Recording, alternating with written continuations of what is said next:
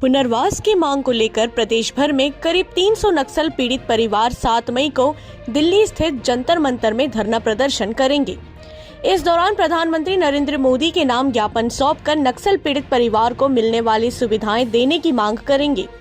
जन सेवा संगठन के अध्यक्ष विजय प्रकाश गुप्ता, उपाध्यक्ष किशोर सेठिया और सदस्य धीरेन्द्र साहू ने बताया कि राज्य में 50,000 से ज्यादा नक्सल प्रभावित परिवार है। उन्हें पुनर्वास नीति के तहत पीड़ित परिवार को शासकीय नौकरी, आर्थिक सहायता राशि, मकान, बस पास, राशन कार्ड, छात्रवृत्ति, स्वास्थ्य बीमा कार्ड, नक्सल पीड़ित बेरोजगार युवाओं को स्वरोजगार के लिए दुकान और जमीन के बदले जमीन देने का प्रावधान है, लेकिन अधिकांश लोगों को कोई सुविधाओं का लाभ नहीं मिल रहा।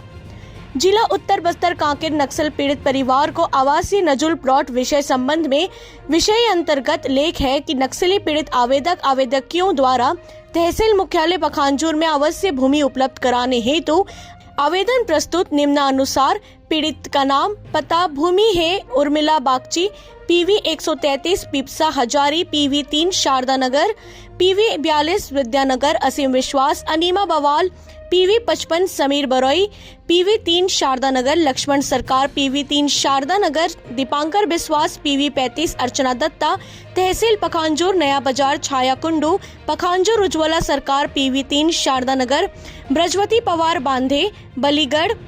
पूर्णिमा विश्वास बांधे, PV 109 अंजलि हलदार कापसी, करुणा डाकुया, PV 34 प्रेमनगर, चंदा देश लहर पखांजूर के नाम शामिल है, जो दिल्ली में धरना प्रदर्शन के लिए रवाना हुई है। पखांजूर से बिप्लब कुंडू की रिपोर्ट।